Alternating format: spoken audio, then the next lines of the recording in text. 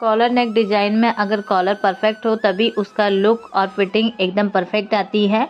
तो फ्रेंड्स, आज की इस वीडियो में हम ये स्टैंड कॉलर को फुल डिटेल में सीखने वाले हैं, इसका कटिंग और स्टिचिंग। तो चलिए वीडियो हम शुरू करते हैं इसकी कटिंग और स्टिचिंग की। हाँ, मैंने ये सिंपल कुर्ती कट की हुई है, इसमें हम स्टैंड कॉलर बनाने वाले हैं। ये मैंने साइज 36 के अकॉर्डिंग कट की है। और जब भी हम कॉलर का अपनी कुर्ती बनाते हैं तो उसमें हमें बैक वाले पार्ट को उठा के कट करना होता है, फ्रंट वाले को डाउन में कट करना होता है। तो ये शोल्डर स्लोप का मैंने पूरा प्रोसेस आपको सिखा रखा है। 36 साइज का है, तो 36 साइज में यहाँ मैंने 1.25 बैक वाले पार्ट को उठाया कट किया है, फ्रंट वाले को 1.25 हमने डाउन में कट किया है। और आर्म होल हमने सेम अपने प्रोसेस से ही कट किए हैं। इसमें हम स्टैंड कॉलर लगाएंगे। तो स्टैंड कॉलर के लिए देखिए, यहाँ हमने नेक की जो चौड़ाई ली है वो मैंने यहाँ पे 3.25 ली है। फ्रंट की भी चौड़ाई हमें जो नेक विड्थ है वो सेम लेनी है, फ्रंट की और बैक की। नेक की लेंथ यहाँ मैंने ली है 3 इंच। नेक की लेंथ 3 इंच पे मार्क करके, और एक हमें यहाँ पे राउंड कट लगाना है। तो ये हमारा राउंड कट हो जाएगा नेक में। देन इसके बाद फ्रेंड्स, यहाँ मैं इसमें वी स्लिट्स टाइप डिजाइन बनाऊंगी और उसमें हम प्लेकेट्स लगाएंगे। तो वो हम किस तरीके से लगाएंगे, इनविजिबल में लगाएंगे। तो देखिए, यहाँ हम वी स्लिट्स के लिए यहाँ मैंने 1.5 के मार्क किया है। देन नेक की लेंथ फ्रेंड्स, यहाँ मुझे तैयार 7 इंच की चाहिए। तो इसमें हमें 1 इंच प्लस करना है, क्योंकि जब स्टिचिंग होती है और हमारा कॉलर रेडी होता है तो यहाँ से टाइट हो जाता है, तो उसमें आपको 1 इंच प्लस करना है। जितना भी आपका रेडी लेंथ है नेक की, उसमें आप 1 इंच प्लस करके मार्क कीजिए। तो यहाँ मुझे 7 इंच रेडी चाहिए, तो मैंने 1 इंच प्लस किया है, 8 इंच पे मार्क की है। और ये वी स्लिट हमने यहाँ पे शेप बनाई है। तो ये हमारा फ्रंट हो गया। बैक में यहाँ मैंने नेक की विड्थ को सेम फ्रंट के अकॉर्डिंग रखा है 3.25, और नेक की लेंथ को यहाँ हमने 1 इंच रखा है। 1 इंच से 1.25 तक ले सकते हो। तो देखिए, ये हमने यहाँ पे नेक कट कर लिया है। सबसे पहले हम इसमें प्लेकेट्स डाले की पट्टी अटैच करेंगे। तो उसके लिए देखिए, यहाँ मैंने 2 ये पट्टियां कट की हैं। जो पट्टी की हमारी चौड़ाई है वो 1 इंच है। आप किसी भी साइज में बनाओगे इस टाइप के नेक को, स्टैंड कॉलर को, तो 1 इंच की हमें इसमें चौड़ाई लेनी है। और लेंथ हमें इसमें 13 to 14 लेनी है। तो यहाँ मैंने ये 13 इंच की ली है, आप 14 तक इसको रख सकते हो। इसी तरीके से हमें यहाँ पे 2 ये पट्टियां कट कर लेनी है। पट्टियां कट करने के बाद यहाँ हमें अपने फैब्रिक को लेना है।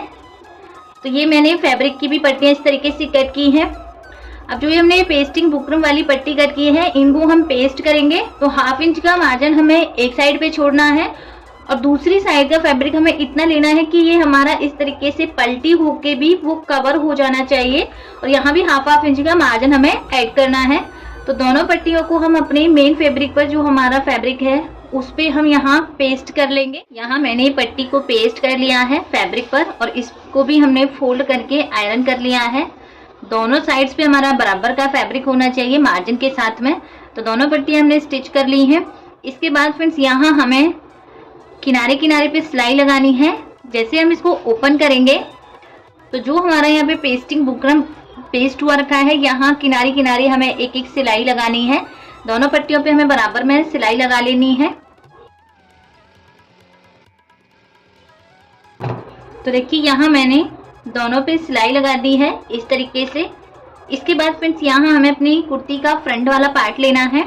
जहाँ से हमारा ये फोल्डेड साइड है, यहाँ हमें एक मार्क खींचना है बिल्कुल सीधा। या तो आप इस तरीके से बंद करके मार्क खींच सकते हो, या आप इसको ओपन करके स्केल से भी आप यहाँ पे मार्क इस तरीके से खींच सकते हो। तो यहाँ मैंने स्ट्रेट में मार्क खींच दिया है। इसको हम यहाँ से ओपन करेंगे।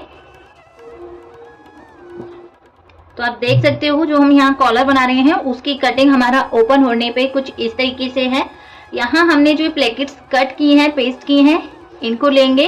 और जिधर साइड पे हमारी ये सिलाई दिख रही है, जो हमारा ये पेस्टिंग बुकरम है, यहाँ से हम इस तरीके से रखेंगे। थोड़ा थोड़ा आपको ये जो राउंड कॉलर है, जो हम यहाँ पे राउंड कट किया है, यहाँ से हम थोड़ा थोड़ा बाहर की साइड निकालेंगे।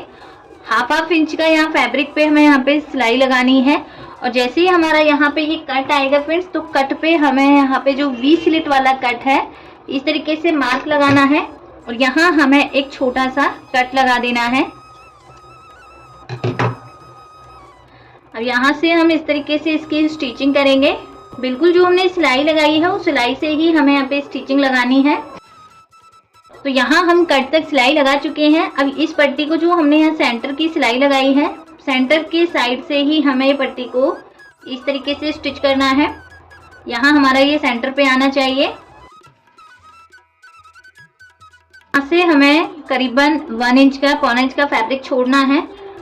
सेम आपको जो दूसरी वाली पट्टी है उसको हमें इसके बराबर में रखना है इस तरीके से, और यहाँ से एक सीधी लाइन ड्रॉ करेंगे, बिल्कुल बराबर में होना चाहिए। इस तरीके से घुमाएंगे। अब जो हमारा यहाँ बीच का फैब्रिक है वो हमें छोड़ देना है। दूसरी साइड पे लेके आएंगे मशीन को और यहाँ पे हम निडल को डिप करेंगे। देन हमें अपनी कुर्ती को ऊपर की साइड घुमाना है। दूसरी को भी सेम प्रोसेस से हमें स्टिच करना है। जैसे इसका मार्जिन वाला फैब्रिक लिया है, सेम हमें इसका भी फैब्रिक को इस तरीके से रखना है और यहाँ हमें सिलाई लगा देनी है।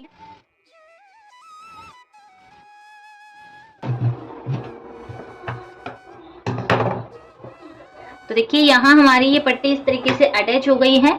आप चाहो तो इसमें अपने कंट्रास्ट में पट्टी ले सकते हो, एक प्लेन पट्टी बना सकते हो। ये प्लेकेट्स को एक आप फ्लावर वाली या प्रिंटेड वाली जो भी है वो बना सकते हो। और बीच में देखिए यहाँ हमारा इतना गैप है, हाफ इंच का आपका गैप होना चाहिए इस तरीके से। अब देखिए यहाँ तक हमारी ये सिलाई, जहाँ तक भी हमारी सिलाई है इस तरीके से यहाँ हमें मार्क कर देना है।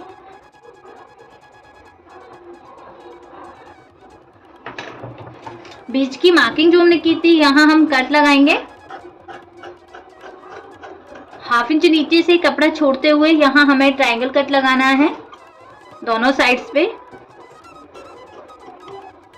तो आप देख सकते हो इस तरीके से यहाँ हमारा ये ट्रायंगल शेप पर बनेगा। अब इन पट्टियों को हमें पलट लेना है, अंदर की साइड इस तरीके से फोल्ड कर देना है। नीचे के फैब्रिक को हम ऊपर करेंगे और जो हमने यहाँ कट लगाया था ये ट्रायंगल शेप वाला, इन पार्टों को हम यहाँ पे स्टिच कर देंगे। जो एक्स्ट्रा फैब्रिक है उसे हमें ऐसे कट कर देना है। तो देखिए नीचे से ये हमारा बिल्कुल पैक हो गया है, बंद हो गया है। अब यहाँ तक आप चाहो इसमें हुकाई बना सकते हो, चिट बटन लगा सकते हो। यहाँ तक आप इसको बंद करोगे। जितना हमने नीचे का कट एक्स्ट्रा लिया है वो हम पूरा यहाँ से बंद कर देंगे, बटन लगाएंगे या हुकाई जो भी हम लगाना चाहें, और ये हमारा इस तरीके से ओपन रहेगा यहाँ से। देन इसके बाद फ्रेंड्स यहाँ से हमें इन प्लेकेट्स को इस तरीके से पकड़ना है और जो हमारा नेक की राउंड शेप जितनी हमने लेंथ में ली थी उतना ही हमें इसको यहाँ पे कट करना है और एक हल्का सा यहाँ राउंड शेप बनाएंगे। जो भी एक्स्ट्रा फैब्रिक है उसकी हम यहाँ से कटिंग कर देंगे। तो देखिए यहाँ हमारा इस तरीके से ये बन चुका है। इसके बाद यहाँ हमें अपना बैक वाला पार्ट लेना है। दोनों पार्ट का जो हमारा सीधी साइड है वो हमें अंदर की साइड करनी है। आप चाहो तो इसमें अपने जो शोल्डर हैं उनको गुम में भी अटैच कर सकते हो या सिंपली इस तरीके से अटैच करके इंटरलॉक कर सकते हो। तो यहाँ मैं सिंपली कॉटन का फैब्रिक है तो इसी तरीके से मैं यहाँ पे इसको स्टिच करूंगी।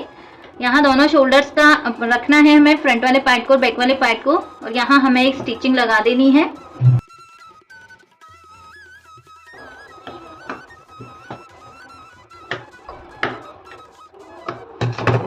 तो यहाँ हमारे शोल्डर्स ज्वाइंट हो गए हैं फ्रेंड्स।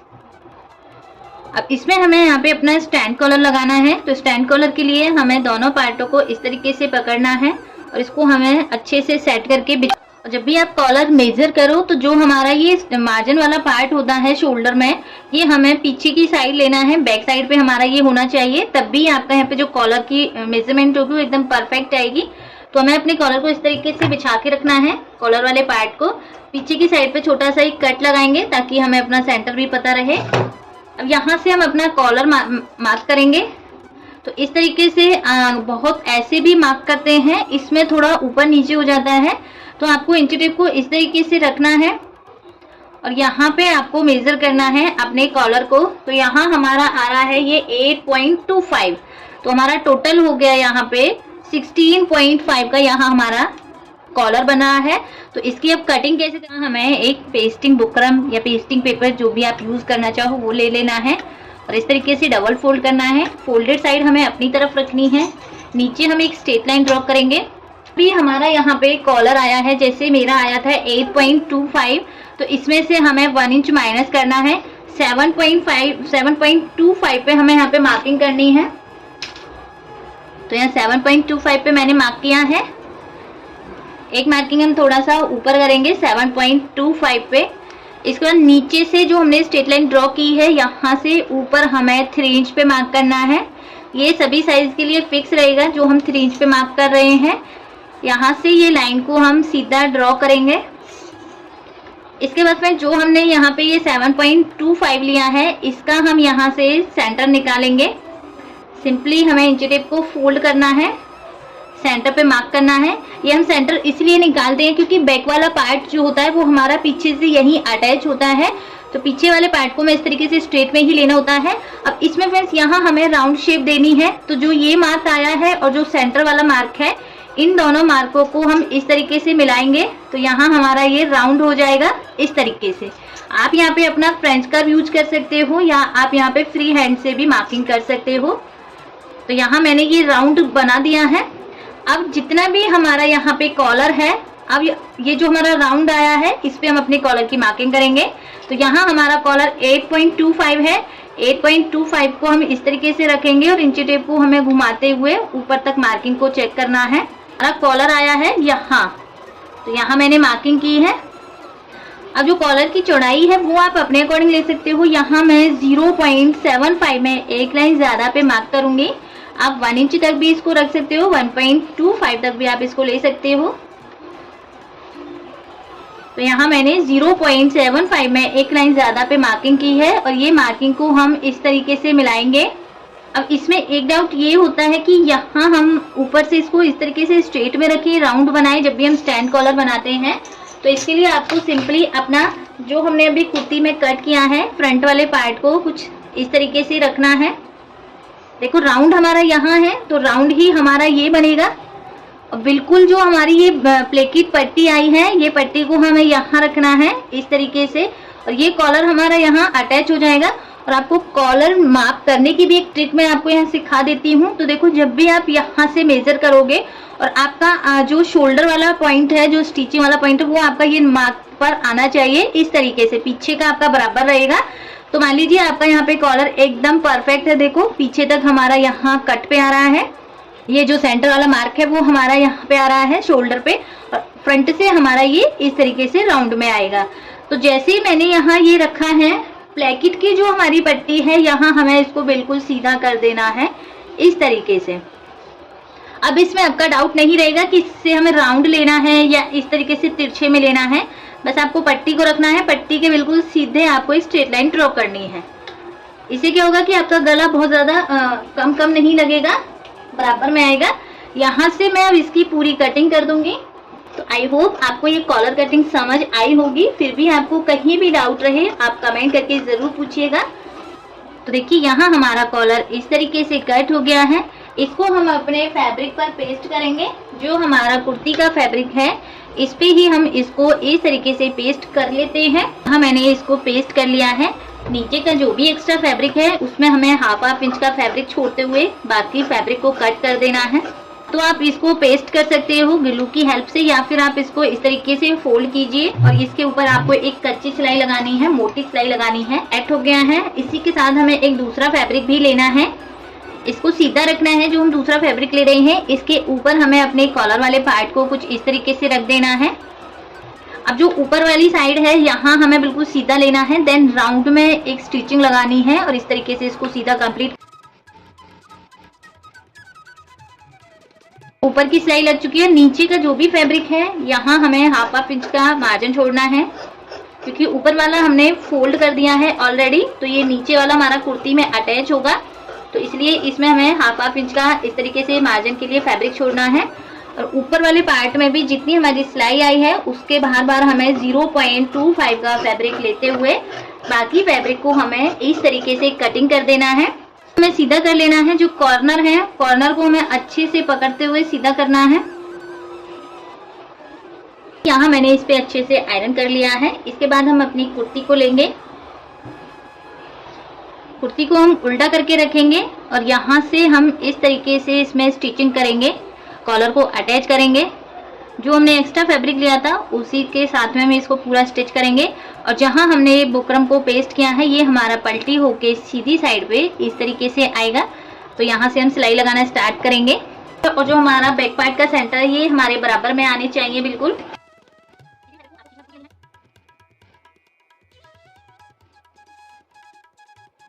तो देखिए इस तरीके से पूरे राउंड में एक सिलाई के साथ हमारा कॉलर अटैच हो गया है। इसको हम पलटी करेंगे, अंदर की साइड जो भी एक्स्ट्रा फैब्रिक है उसको फोल्ड करेंगे और इस तरीके से ऊपर से अब हमें यहाँ पे पक्की सिलाई लगानी है।